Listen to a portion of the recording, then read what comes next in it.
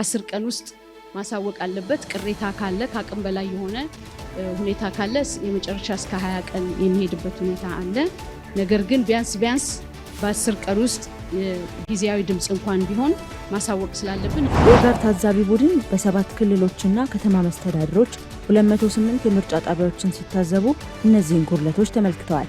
የመጀመሪያው የድምጽ መስጫ ጣቢያዎች ከተያዘላቸው ጊዜ ቀድሞ መከፈት ነው። በቂ ምርጫ ቁሳቁሶች በጣቢያዎቹ ቢሰራጩም ከ12 ሰዓት በፊት የተከፈቱ ምርጫ ጣቢያዎች ነበሩ። በመካከለኛው ምስራቅ የቀጠለው የጦርነት ውጥረት ዳግም አገርሽቶ የኢራን የድሮንና የሚሳኤል ጥቃት በኩዌት ዓለም አቀፍ አውሮፕላን ማረፊያ ላይ ከፍተኛ ጉዳትን አድርሷል። የኩዌት የመንግስት ዜና ወኪል የሀገሪቱን አጠቃላይ የሲቪል አቪዬሽን ባለስልጣንን ጠቅሶ እንደዘገበው ረቡዕ ዕለት በማለዳው የተፈጸመው ይህ ጥቃት አውሮፕላን ማረፊያው ህንፃ ላይ ከባድ ውድመት ያደረሰ ሲሆን የአካል ጉዳቶችንም አስከትሏል። የጃፓን ብሔራዊ መገበያያ ገንዘብ የሆነው የየን የመግዛት አቅም ከሌሎች ዓለም አቀፍ የገንዘቦች አንጻር መዳከሙ ለውጭ ባለሀብቶች የጃፓን አክሲዮኖችን በርካሽ ዋጋ እንዲገዙ ምቹ ሁኔታንም የፈጠረ ሲሆን ለሀገሪቱ የውጭ ንግድ ዘርፍ እና ለአክሲዮን ገበያው ተጨማሪ አቅም ስለመሆኑም ተነግሯል።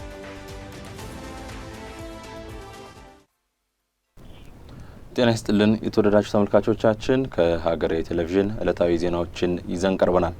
ከዛሬ ጀምሮ ሀገሬ ዜና ከምሽቱ 12 ሰዓት ጀምሮ የሚቀርብላችሁ መሆኑን እየገለጽን የዕለቱን ዜናዎች እናቀርባለን። እሱ ባለው ጋሻው አብሬያችሁ ቆይታ አደርጋለሁ። ቀዳሚ ወደምናደርገው ዜና አልፋለሁ። የኢትዮጵያ ብሔራዊ ምርጫ ቦርድ በቀጣዮቹ ቀናት የ7ኛውን ጠቅላላ ምርጫ ውጤት እንደሚያሳውቅ ገልጿል። ምርጫው በተለያዩ መመዘኛዎች ስኬታማ ሆኖ አግኝቻለሁ ሲልም ቦርዱ አስታውቋል። ሚካኤል ኃይሌ የኢትዮጵያ ብሔራዊ ምርጫ ቦርድ 7ኛውን ጠቅላላ ምርጫ ውጤት በ10 ቀናት ውስጥ ይፋ እንደሚያደርግ አስታወቀ።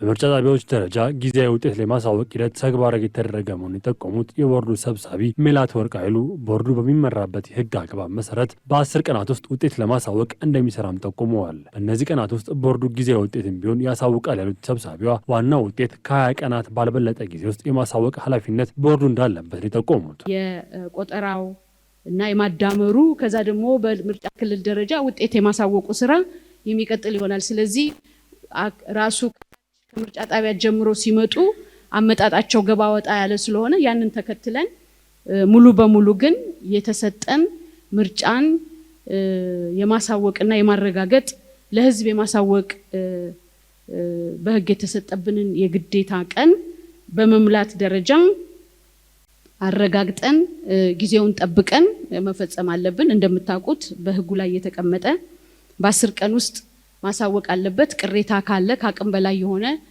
ሁኔታ ካለ የመጨረሻ እስከ 20 ቀን የሚሄድበት ሁኔታ አለ። ነገር ግን ቢያንስ በ10 ቀን ውስጥ ጊዜያዊ ድምጽ እንኳን ቢሆን ማሳወቅ ስላለብን እነዚህ ምርጫ ክልል ላይ ያሉ ውጤቶች በሙሉ ተዳምረው መጥተው በዋናው ቬሪፊኬሽን ሴንተር ቀርበው ተረጋግጠው ውጤት በደረሰው ልክ መገለጥ አለበት ማለት ነው። ቦርዱ በህዳር ወር መጨረሻ ባወጣ ጊዜ ሰሌዳ መሰረት በርካቶቹን ስራዎች ጊዜውን ጠብቀውም ተከናውነዋል። የመጨረሻ የሆነው የምርጫው ዕለትም እንዲሁ በታቀደው መሰረት ግንቦት 24 ቀን መከናወኑ እንዲሁም የምርጫ ቁሳቁሶች በታሰበላቸው ጊዜ መድረሳቸው የምርጫው ሂደት ስኬታማ እንደነበር ማሳያ ነው ሲሉም የቦርዱ ሰብሳቢ ሜላትወርቅ ኃይሉ ገልጸዋል። ቦርዱ ባቀደው ባሰበው ባወጣው ፕሮግራም መሰረት በተለይ የድምጽ መስጫ ቀንን በተመለከተ እንደምታስታውሱት የመራጮችን ምዝገባ የእጩዎችን ምዝገባ በተወሰነ ደረጃ አራዝመን ነበረ። ከናንተም የሚቀርበው ተደጋጋሚ ጥያቄ እነዚህን ስታራዝሙ የድምጽ መስጫ ቀን አፌክትድ አይሆንባችሁም ሁሉ የሚል ስጋት ይዟችሁ ስታነሱልን ነበረ። የኛም ስጋት ነበረ። ስለዚህ በተባለው የጊዜ ሰሌዳ መሰረት የድምጽ መስጠት ሂደቱን ማከናወን ይሄ እንደ ትልቅ የመሳካት መለኪያ ነው። ቅድም ከጠቀስኩላችሁ የቅድመ ምርጫ ሂደት ጋራ የምርጫ ጊዜ ሰሌዳ መሰረት የ7ኛው ጠቅላላ ምርጫ አጠቃላይ ውጤት ሰኔ 4 ቀን ይፋ እንደሚደረግ ይጠበቃል። በ7ኛው ጠቅላላ ምርጫ በታዛቢነት ሲሳተፉ የነበሩት የአፍሪካ ህብረትና ኢጋድ የድምጽ አሰጣጡን ሂደት አስመልክቶ በሰጡት መግለጫ አጠቃላይ ሂደቱ ውጤታማ እንደነበር ገልጸዋል። በተለይም የድምጽ አሰጣጥ ሂደቱ መልካም እንደነበር ቢያነሱ ምርጫው በትግራይና አንዳንድ የአማራ ክልል አካባቢዎች አለመካሄዱ ከተያዘለት ጊዜ አስቀድሞ የድምጽ ሂደቱ መከፈት እንዲሁም የነበሩት የመራጮች ረጃጅም ሰልፎች የታዩ ክፍተቶች ነበሩ ብለዋል። ሙሴ ከበደ ዝርዝሩን አዘጋጅቷል። በ7ኛው ሀገራዊ ምርጫ በተለያዩ ምርጫ ጣቢያዎች ጊዜያዊ ውጤት ይፋ እየተደረገ የሚገኝ ሲሆን በበርካታ ጣቢያዎችም የድምፅ ቆጠራ ሂደቱ ቀጥሎ ይገኛል። በምርጫው በታዛቢነት ሲሳተፉ የነበሩት አፍሪካ ህብረትና የምስራቅ አፍሪካ በይነ መንግስታት ድርጅት ኢጋድ የድምፅ አሰጣጡን ሂደት በተመለከተ ያዘጋጁትን የመጀመሪያ ሪፖርት በጋራ በሰጡት ጋዜጣዊ መግለጫ ወቅት ይፋ አድርገዋል። ዓለም አቀፍ ታዛቢዎቹ በመግለጫቸው የምርጫ ሂደቱ ሰላማዊ ሆኖ መጠናቀቁን የገለጹ ሲሆን የኢጋድ የታዛቢ ቡድን መሪና የቀድሞ የኡጋንዳ ምክትል ፕሬዚዳንት ስፔሲዮሳ ዋንዲራ ካዚቦይ የምርጫ ቦርድ አስተዳደራዊና ቴክኖሎጂያዊ የተሻሻሉ አሰራሮች፣ የመራጮች ትምህርት በስፋት መሰራቱ፣ የባለድርሻ አካላት ጠንካራ ተሳትፎ፣ የፖለቲካ ፓርቲዎች ፍትሐዊ የሀገር ሰዓት ክፍፍል በምርጫው በመልካምነት ከሚነሱ ተግባራት መካከል ተጠቃሽ ናቸው ብለዋል። The IGAD mission noted that NEBE demonstrated የኢጋድ ታዛቢ ቡድን ብሔራዊ ምርጫ ቦርድ ይህን ምርጫ ለማስፈጸምና ለማካሄድ የገነባውን ያደገ አስተዳደራዊ አቅም መመልከት ችለናል። ቦርዱ ከ195,000 በላይ የምርጫ አስፈጻሚዎችን በመላ ሀገሪቱ 52,000 የምርጫ ጣቢያዎች መድቦ የድምፅ አሰጣጥ ሂደቱን በተሳካ ሁኔታ አካሂዷል። የመራጮች ትምህርት በስፋት ተሰርቷል። የተባባሪ አካላት ጠንካራ ተሳትፎ እንዲሁም የፖለቲካ ፓርቲዎች የድጋፍ ፕሮግራሞችም ሲካሄዱ ቆይተዋል። ታዛቢ ቡድኑ የዲጂታል የመራጮች የምዝገባ ሂደትን፣ በየምርጫ ጣቢያው የጂኦግራፊ መረጃ ስርዓትን መዘርጋቱን እንዲሁም ተፈናቃዮችና የመከላከያ ሰራዊት አባላትን ጨምሮ የልዩ መራጮችን ተሳትፎ በበጎ ጎን ተመልክቷል።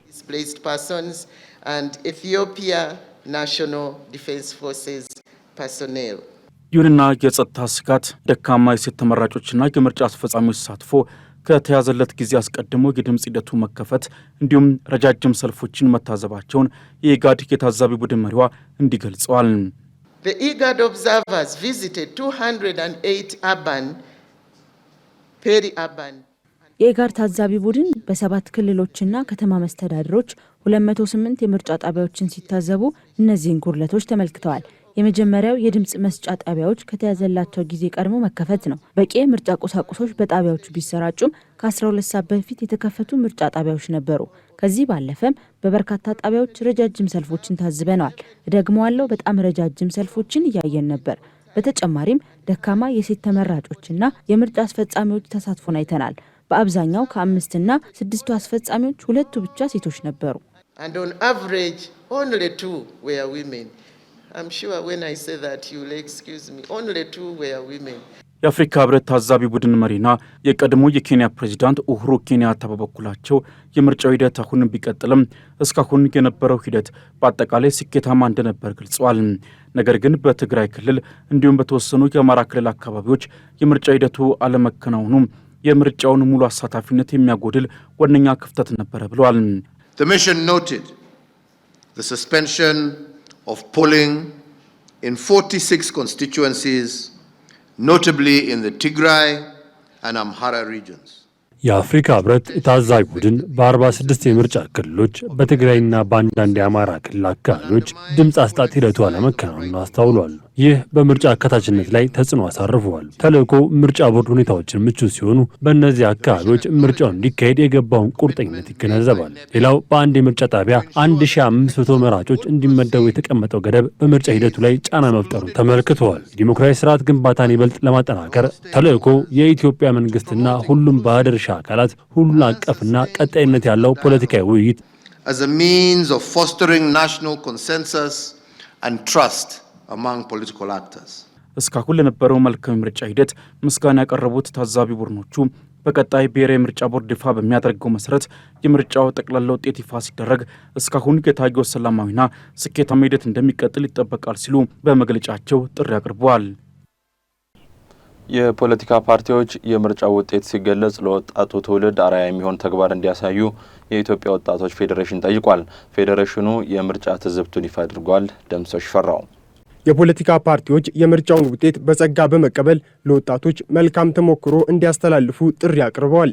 የኢትዮጵያ ወጣቶች ፌዴሬሽን የ7ኛውን ጠቅላላ ምርጫ አስመልክቶ በሰጠው መግለጫ የፖለቲካ ፓርቲዎች ውጤቱ ሲገለጽ በመካከላቸው የእንኳን ደስ አላችሁ መልእክት በመለዋወጥና በመከባበር ለወጣቱ ትውልድ አርአያ የሚሆን ተግባር እንዲያሳዩ አሳስቧል። ይህም ሀገራዊ መግባባትን ከመፍጠር ባለፈ ለመጪው ትውልድ መልካም የፖለቲካ ተሞክሮን ለማስተላለፍ ወሳኝ መሆኑን በመግለጫው አስገንዝቧል። በታዘብነውም መሰረት በአብዛኛው የምርጫ ጣቢያዎች ዜጎች ድምጻቸውን በነጻነት መስጠታቸውንና ሂደቱ በሰላማዊ መንገድ መካሄዱን ተመልክተናል። በቀጣይ የምርጫ ውጤት ገለጻና ውጤት ቅበላ ሂደቶች ውስጥ ሁሉም የፖለቲካ ፓርቲዎች እና ደጋፊዎቻቸው የተረጋጋ ሰከን ያለና ሕግን ያከበረ አቀራረብ እንዲከተሉ ጥሪያችንን እናቀርባለን። በምርጫው ወቅት ያሳዩትን የመቻቻል የመከባበርና የመተባበር ባህል በድረ ምርጫም ሂደታቸው በማስቀጠል እንኳን ደስ ያላችሁ የመባባል ባህልን በማጠናከር ለወጣቱ ትውልድ አርአያ እንዲሆኑ እንጠይቃለን። ፌዴሬሽኑ ከ32500 በላይ ታዛቢዎችን በማሰማራት ሂደቱን መታዘቡን የገለጸ ሲሆን በአብዛኛዎቹ የምርጫ ጣቢያዎች ሂደቱ በሰላማዊ መንገድ መጠናቀቁን ገልጿል። በምርጫው ሂደት የግብአት አቅርቦትና የአስፈጻሚዎች ዝግጅት አበረታች ቢሆንም በአንዳንድ አካባቢዎች የሎጂስቲክስ እጥረት፣ የረጃጅም ሰልፎች መፈጠርና የአስፈጻሚዎች የአሰራር ክፍተት መታየታቸውን ፌዴሬሽኑ ጠቁሟል። ረጅም ሰልፎች ነበሩ። ማኑዋሊ ነው። አንድ ሰው ላይ የሚጠፋው ጊዜ ረጅም ሰዓት ነበር። አንድ ሰው አልፋቤቲካል አልነበረም። ያን ቁጥር ይፈልጋሉ በስም አንድ ሰው ላይ የሚፈጁት ሰዓት ከሚመሸውና ከጊዜ አንጻር ረጅም ጊዜ ነበር። በኋላ ላይ ግን እነሱ በላኩት የማስተካከያ ነገሮች አልፋቤቲካል የመሆን ቶሎ የመለየት ነገሮችን ወዲያው በመረዳት ከኛ ግብአት ወስደው በግማሽ ቀን ላይ የማስተካከል ነገሮች በመኖራቸው በተባለው ጊዜ ለመሄድም ተችሏል። እንዲሁም ይህ ለኛ ኤክሰርሳይዝ ያደረግንበት ነገ ደግሞ ሀገራችን በምትፈልገው ልክ ወጣቶች በሁሉም ነገር የሚሳተፉበትን አንድ እርምጃ የተራመድንበትን ያገኘንበት ጊዜ ሆኖ ምርጫው ሰላማዊ ሆኖ ያጠናቀቅንበት ነው። ይሁን እንጂ በርካታ ወጣቶች ከመራጭነት ባለፈም በአስፈጻሚነት በታዛቢነትና በተለያዩ ፓርቲዎች ውስጥ በእጩነት በንቃት መሳተፋቸው ለዲሞክራሲ ስርዓት ግንባታው ትልቅ ተስፋ መሆኑንም ተመላክቷል። አንዱ የተመለከትነው ፖዚቲቭ ነገር ወይም ደግሞ ተስፋ የሚሰጥ ነገር በርካታ ወጣቶች ወጥተው መምረጣቸውን ተመልክተናል። ይህ ለሀገራችን የፖለቲካ ባህል ለምርጫ ባህላችን እጅጉኑ ትልቅ አስተዋጽኦ የሚያበረክት መሆኑን ታዝበናል። ይህ ነገር መቀጠል እንዳለበት አምነን እንደገና ደግሞ እጩ ተመራጭ የሆኑ በሁሉም ፖለቲካ ፓርቲዎች ውስጥ የተሰማሩ ወጣቶቻችን እንዲቀበሏቸው ፖለቲካ ፓርቲዎችን ጥሪ ባደረግነው መሰረት የፖለቲካ ፓርቲዎች ተቀብለው እንግዲህ በሁሉም የምርጫ ጣቢያዎቻቸው እነሱ ባሰማሩበት ተገኝተው ተመርጠዋል። ህዝቡም የሚበጀውን መርጧል። ይህ ለኛ ትልቅ ስኬት ነው ብለን እናምናለን። ፌዴሬሽኑ ለምርጫው ስኬት አስተዋጽኦ አበርክተዋል ያላቸውን ወጣቶችን የአፍሪካ ህብረትና ኢጋድን እንዲሁም ምርጫ ቦርድን አመስግኗል። ኢራን በኩዌት ዓለም አቀፍ አውሮፕላን ማረፊያና በባህሬን ላይ የድሮንና የሚሳኤል ጥቃት ፈጽማለች። ጥቃቱን ተከትሎ በኩዌት አውሮፕላን ማረፊያ ላይ ከባድ ውድመት ደርሶ በረራዎች የተቋረጡ ሲሆን የአሜሪካ ጦር በበኩሉ አብዛኞቹን የኢራን ሚሳኤሎች ማምከኑንና በኢራን ይዞታዎች ላይ የአጸፋ እርምጃ መውሰዱን አስታውቋል። ኃይለ ገብርኤል ታደሰ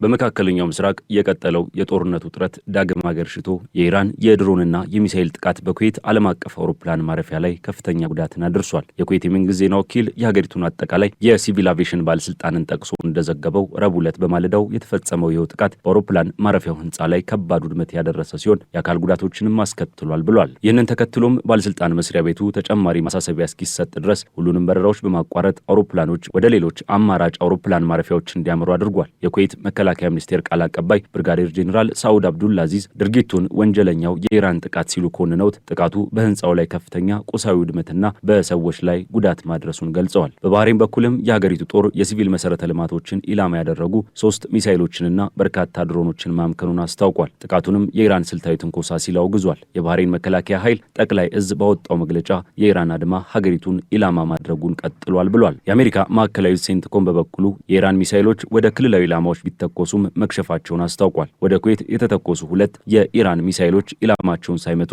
አጭር ርቀት ላይ መውደቃቸውንና በአየር ላይ መፈራረሳቸውን ገልጿል። በተጨማሪም ወደ ባህሬን የተተኮሱ 3 ሚሳኤሎች በአሜሪካና በባህሬን የአየር መከላከያ ኃይሎች መመታታቸውን ሴንትኮም አረጋግጧል። በተጨማሪም በአካባቢው ውሃዎች ላይ በሚገኙ የሲቪል መርከቦችና በኩዌት በሚገኙ የአሜሪካ ኃይሎች ላይ ያነጣጠሩ የኢራን ድሮኖችን መምታቱንና ኢራን ለሞከረችው ጥቃት አጸፋውን ለመመለስ በሆርሙዝ ስትሬት አቅራቢያ በምትገኘው ቄሽም ደሴት ላይ ጥቃት መሰንዘሩን የአሜሪካ ጦር ገልጿል። የኢራን ከፊል መንግስታዊ የዜና ወኪል የሆነው ታስኒም ይህንን የጥቃት ልውውጥ በቅደም ተከተል ዘግቧል። የኢራን እስላማዊ ቤታዊ ዘብ ባወጣው መግለጫ ግጭቱ የጀመረው አሜሪካ በሆርሙዝ ሰርጥ አቅራቢያ የኢራንን የነዳጅ ጫኝ መርከብ በአየር ተወርዋሪ መሳሪያ ከመታች በኋላ ነው። ለዚህም ማጸፋ አብዮታዊ ዘቡ ፓናያ የተሰኘ መርከብ ላይ በሚሳኤል ጥቃት መፈጸሙን ተናግሯል። ቀጥሎም የአሜሪካ ጦር ከቄሽም ደሴት በስተደቡብ በሚገኝ የአብዮታዊ ዘቡ የመገናኛ ማማ ላይ ጥቃትን ፈጽሟል። ለዚህም እርምጃ ምላሽ ለመስጠት ደግሞ የአብዮታዊ ዘቡ የአየር ህዋ ኃይል ስሟ ባልተጠቀሰች የቀጠናው ሀገር ውስጥ በሚገኝ የአየርና የሄሊኮፕተር ሰፈር እንዲሁም በባህሬን በሚገኘው የአሜሪካ 5ኛ የባህር ኃይል ዋና መስሪያ ቤት ላይ የሚሳኤልና የድሮን ጥቃት መፈጸሙን አስታውቋል። የኢራን ሚዲያም ይህንን ያጸፋ ጥቃት የሚያሳይ የቪዲዮ ምስልን አውጥቷል። ሆኖም የአሜሪካ ማዕከላዊ ዕዝ የኢራን ጦር በአሜሪካ 5ኛ የባህር ኃይል ዋና መስሪያ ቤትና በቀጠናው የአየር ሰፈር ላይ ጥቃት አድርሻለሁ ማለቱን ውድቅ አድርጓል። በአሜሪካ ኃይሎች ላይ የተሰነዘሩት የኢራን ጥቃቶችን በሙሉ ከሽፈዋል። የአሜሪካ ኃይሎች ከማንኛውም ያልተገባ የኢራን ትንኮሳ ለመከላከል ዝግጁ ናቸው ሲል በኤክስ ገጹ ላይ አስፍሯል። በአንጻሩ የኢራን አብዮታዊ ዘብ የሆርሙዝ ስትሬትን ደህንነት ማወክ በአሜሪካ ጦር ላይ ከባድ ዋጋን ያስከፍላል ሲል አስጠንቅቋል። የኢራን ጠንካራ አቋም አራማጅ የሆኑት የፓርላማ አባል እስማኤል ኮውሳሪ አሜሪካውያን ከኃይልና ከጉልበት ቋንቋ ውጭ ምንም ስለማይገባቸው የኢራን የጦር ኃይሎች አሜሪካን በጣም በጠነከረ ሁኔታ እንዲያስተምሯት ጥሪ አቅርበዋል። ጥቃቶቹን ተከትሎም የኢራን የውጭ ጉዳይ ሚኒስትር አባስ አራቺ ከፈረንሳይ፣ ከቱርክ፣ ከኳታር፣ ከግብጽ፣ ከፓኪስታንና ከሳውዲ አረቢያ የውጭ ጉዳይ ሚኒስትሮች ጋር በስልክ መወያየታቸውን የውጭ ጉዳይ ሚኒስቴሩ አስታውቋል።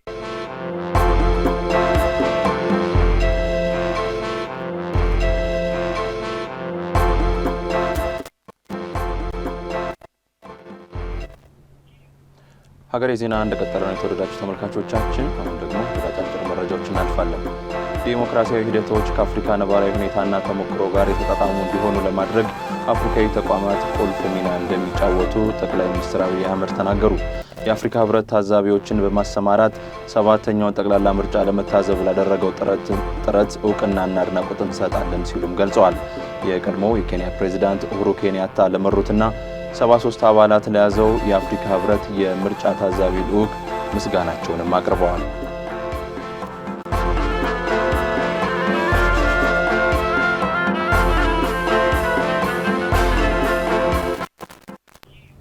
በአፍሪካ ህብረት የኢትዮጵያ ቋሚ መልእክተኛ አምባሳደር ለምለም ፍስሐ የሹመት ደብዳቤያቸውን ለህብረቱ ኮሚሽን ሊቀመንበር መሐመድ አሊ ዩሱፍ አቀረቡ። ሁለቱ ወገኖች በአህጉራዊ ዓለም አቀፋዊና በህብረቱ ቁልፍ ጉዳዮች ዙሪያ መክረዋል። የህብረቱ ኮሚሽን ሊቀመንበር በውይይቱ አምባሳደር ለምለም ያላቸው ልምድና የአመራር እውቀት በኢትዮጵያና በአፍሪካ ህብረት መካከል ያለውን ትብብር የበለጠ ያጠናክረዋል ሲሉ ገልጸዋል። አምባሳደር ለምለም ፍስሐ በበኩላቸው ኢትዮጵያ የአፍሪካ ህብረትንና አህጉራዊ አጀንዳዎችን ለመደገፍ ያላትን ድጋፍ አረጋግጠዋል። የኢትዮጵያ መንግስት ከአፍሪካ ህብረት ኮሚሽን ጋር በትብብር ለመስራት ያለውን ዝግጁነትን ማስረዳታቸውን የውጭ ጉዳይ ሚኒስቴር መረጃ ያመለክታል።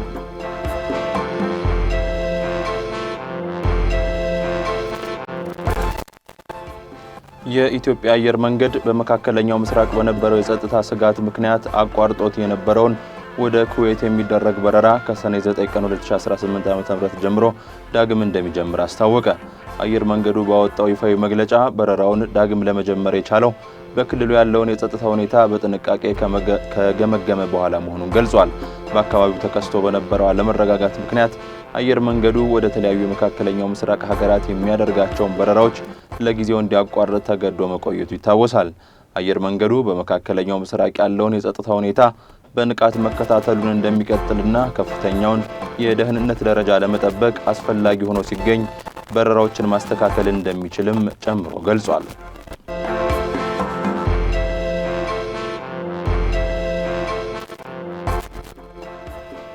የዚምባብዌ ፓርላማ የፕሬዝዳንት ኤመርሰን ምናንጋግዋን ስልጣን ዘመን ለማራዘም የሚያስችለውን አዲስ የህገ መንግስት ማሻሻያ ረቂቅ ህግ መመርመር መጀመሩ ተሰማ። በቀረበው አዲስ ረቂቅ ህግ መሰረት የፕሬዝዳንቱ የስልጣን ዘመን አሁን ካለው 5 ዓመት ወደ 7 ዓመት ከፍ እንዲል ይደረጋል። ይህም አሁን በስልጣን ላይ የሚገኙት የ83 ዓመቱ ፕሬዝዳንት ምናንጋግዋ የስልጣን ዘመናቸው እስከ 2030 ዓ.ም ድረስ እንዲራዘም የሚያደርግ ነው ተብሏል። በተጨማሪም ረቂቅ ሕጉ ፕሬዝዳንቱ በቀጥታ በህዝብ ድምጽ ከመመረጥ ይልቅ በፓርላማ አባላት እንዲመረጡ የሚያስገድድ አዲስ አሰራርን ያካተተ ነው። የቀረበውን የህግ ማሻሻያ ህገ መንግስታዊ መፈንቅለ መንግስትና የስልጣን እድሜን ለማራዘም የተደረገ ነው ሲሉ ተቃዋሚ ፓርቲዎች ኮንነውታል።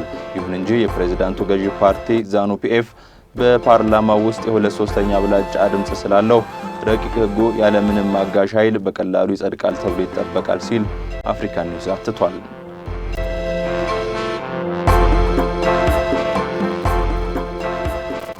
ሩሲያ በምትቆጣጠራት የዩክሬን ግዛት ዶኔስክ ውስጥ በተፈጸመ የድሮን ጥቃት አውቶቡስ በመመታቱ ቢያንስ የ8 ሰዎች ህይወት ማለፉ ሲገለጽ ተጨማሪ 11 ሰዎች ላይ ከባድ ጉዳት ደርሶባቸዋል ተብሏል። ጥቃቱ የተፈጸመው በዶኔስክ ቀጠና በሚገኝ የገጠር መንገድ ላይ ሲሆን አውቶቡሱ ተሳፋሪዎችን አሳፍሮ በመጓዝ ላይ ያለ በድንገት የድሮን ኢላማ መሆኑ ተገልጿል። የአካባቢው የነፍስ አድን ሰራተኞች በጥቃቱ የቆሰሉ ሰዎችን ወደ ቅርብ ሆስፒታሎች ያጓጓዙ ሲሆን የአንዳንዶቹ ሁኔታ አሳሳቢ በመሆኑ የሟቾች ቁጥር ሊጨምር እንደሚችል ተሰግቷል። የሩሲያ ባለስልጣናት ጥቃቱን የዩክሬን ጦር የፈጸመው የሽብር ድርጊት ነው ሲሉ የኮነኑ ሲሆን ዩክሬን በበኩሏ ስለተባለው ጥቃት እስካሁን የሰጠችው ይፋዊ ምላሽ የለም።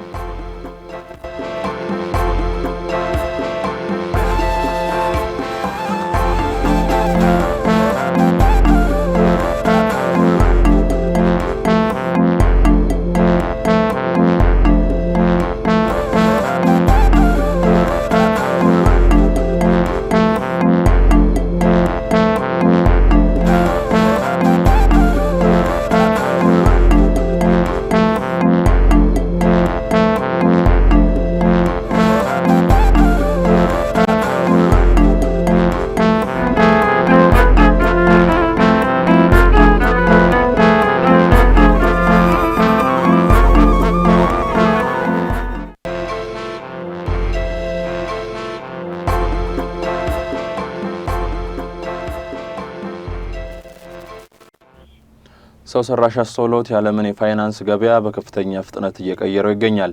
ይህ በቴክኖሎጂ ዘርፍ የተፈጠረው ዓለም አቀፍ ኢንቨስትመንት የጃፓንን የአክሲዮን ገበያ በታሪኩ ለመጀመሪያ ጊዜ ወደ አዲስና ከፍተኛ ክብረ ወሰን አሸጋግሮታል። ግዙፍ የቴክኖሎጂ ኩባንያዎች በመቶ ቢሊዮኖች የሚቆጠር ዶላር እያፈሰሱበት በሚገኘው በዚህ ዘርፍ የጃፓን ኩባንያዎች እንዴት ግንባር ቀደም ተጠቃሚ ሊሆኑ እንደቻሉ ዳግም ተገኝ በተከታዩ ቢዝነስ ጥንቅሩ ተመልክቶታል።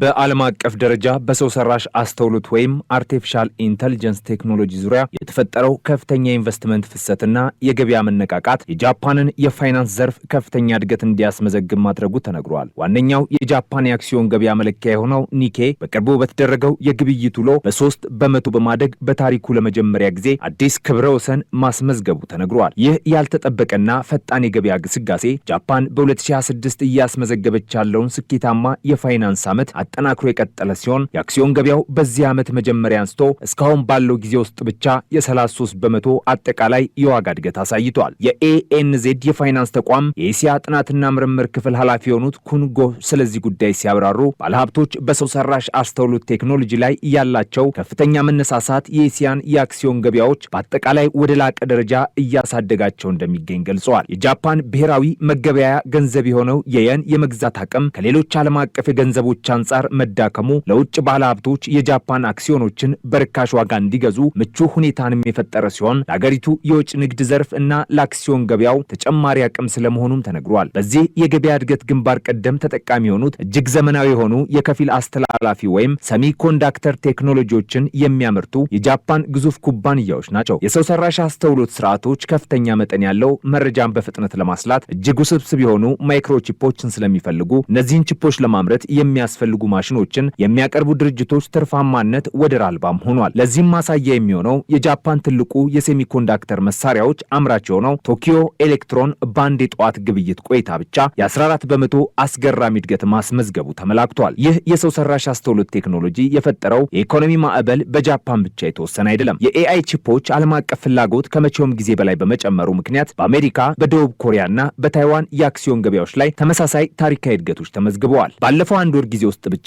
የደቡብ ኮሪያው ሳምሰንግ ኤሌክትሮኒክስ እንዲሁም አሜሪካው ማይክሮን የተሰኙት የመረጃ ማከማቻ ቺፕ አምራቾች አጠቃላይ ገበያ ካፒታላቸው $1 ትሪሊዮን ከደረሱት እጅግ ጥቂት የዓለማችን ቁንጮ ኩባንያዎች ተቀላቅለዋል። በአሁኑ ወቅት ይህንን ታሪካዊ የ$1 ትሪሊዮን ጣሪያ የነኩት 17 ኩባንያዎች ብቻ ሲሆኑ ከነዚህም ውስጥ አብዛኛዎቹ ማለትም 12ቱ በአሜሪካ የሚገኙ የቴክኖሎጂ ኩባንያዎች ናቸው። ይህ እውነታ የሰው ሰራሽ አስተውሎት ከሙከራ የላቦራቶሪ ቴክኖሎጂነት አልፎ የዓለምን የቢዝነስ የፋይናንስና የጂኦፖለቲካዊ መዋቅር በከፍተኛ ፍጥነትና ስፋት እየቀየረ መሆኑን ያረጋግጣል። በዘመናዊ የንግድ ዓለም የሰው ሰራሽ አስተውሎት የውድድር የበላይነትን ለመቀዳጀትና በገበያ ላይ ለመቆየት የግድ መሟላት ያለበት መሰረታዊ መሰረተ ልማት እየሆነ መጥቷል። ዘመናዊው የንግድ ተቋማት ውስብስብ የሆኑ የገበያ መረጃዎችን በቅጽበት ለመተንተን የምርትና የስርጭት ሂደታቸውን ከፍተኛ ደረጃ ላይ ለማድረስ እንዲሁም የደንበኞቻቸውን የወደፊት ፍላጎት በትክክል ቀድሞ ለመተንበይ በኤአይ ቴክኖሎጂ ላይ ሙሉ በሙሉ ጥገኛ እየሆኑ ይገኛሉ። ይህንን የንግድ ዓለም የቴክኖሎጂ ሽግግር ተከትሎ ግዙፍ ዓለም አቀፍ ኩባንያዎች በሰው ሰራሽ አስተውሎት መሰረተ ልማት ላይ እያፈሰሱት ያለው የካፒታል መጠን በታሪክ ታይቶ የማይታወቅ ደረጃ ላይም ደርሷል። ታዋቂው የፋይናንስና የኢንቨስትመንት ተቋም ጎልድማን ሳክስ ባወጣው የቅርብ ጊዜ ትንበያ መሰረትም የአሜሪካ የቴክኖሎጂ ኩባንያዎች በ2026 ብቻ በመረጃ ማዕከላት በኃይል አቅርቦትና በልዩ ማይክሮቺፖች ግዢ ላይ እስከ $800 ቢሊዮን የሚደርስ ግዙፍ ኢንቨስትመንት ያደርጋሉ ተብሎ ይጠበቃል። ለዚህ ግዙፍ የካፒታል ውጪ ዋነኛ ማሳያ የሚሆነው የጎግል የቴክኖሎጂ ኩባንያ ባለቤት የሆነው አልፋቤት የተሰኘው ተቋም ያሳለፈው ውሳኔ ነው። ይሁን እንጂ ይህ በቢዝነሱ ዓለም የተፈጠረው የሰው ሰራሽ አስተውሎት እሽቅድምድም የራሱ የሆኑ ከባድ ስጋቶችም አላጣም። በርካታ የፋይናንስ ትንታኔ ባለሙያዎች የቴክኖሎጂ ኩባንያዎች የአክሲዮን ዋጋ ከድርጅቶቹ ትክክለኛ የትርፍ መጠን አኳያ ሲታይ ከልክ በላይ እየተጋነነ መምጣቱን በመጥቀስ ቴክኖሎጂው አሁን እየፈሰሰበት ያለውን ግዙፍ ካፒታል የሚመጥን የፋይናንስ ትርፍ በአጭር ጊዜ ላይ ያስገኝ ይችላል የሚል ጥልቅ ስጋት አላቸው። ሆኖም የቢዝነሱ ዓለም አሁን ከጀመረው የዲጂታል ትራንስፎርሜሽን እና የሰው ሰራሽ አስተውሎት ጉዞ ወደ ኋላ መመለስ የማይችልበት ደረጃ ላይ በመድረሱ ምንም እንኳን ጊዜያዊ የገበያ መዋዠቆች ቢኖርም በቀጣዮቹ ዓመታት በዚህ ቴክኖሎጂ ላይ የሚደረግ ስትራቴጂካዊ ኢንቨስትመንት የአንድን ኩባንያ የገበያ ህልውና የመወሰን ሙሉ አቅም እንደሚኖረው የኢኮኖሚ ባለሙያዎች ይስማማሉ።